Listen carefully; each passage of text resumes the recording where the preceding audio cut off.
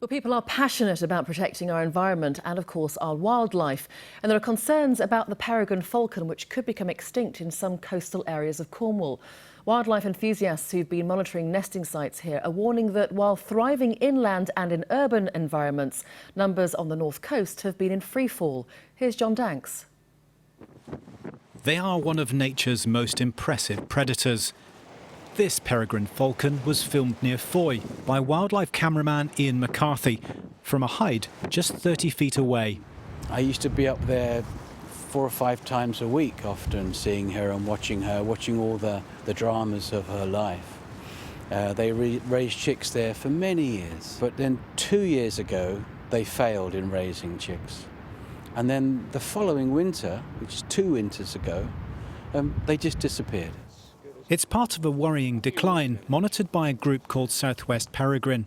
They've recorded the loss of 16 breeding pairs on the north and west coast of Cornwall. Fewer eggs are being laid and fewer fledglings hatching.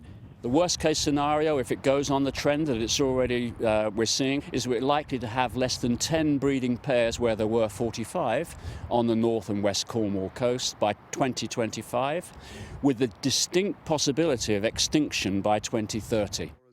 The use of toxic chemicals in farming in the 1950s and 60s almost saw the birds wiped out in England.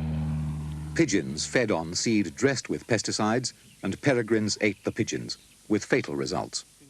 The population recovered when the pesticides were banned.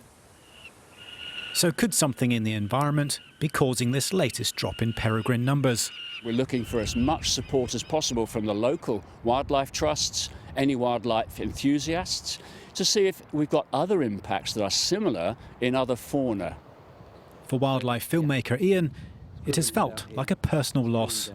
To lose them from that territory, a territory I've known for many years, and birds that I knew as individuals, it's heartbreaking, really.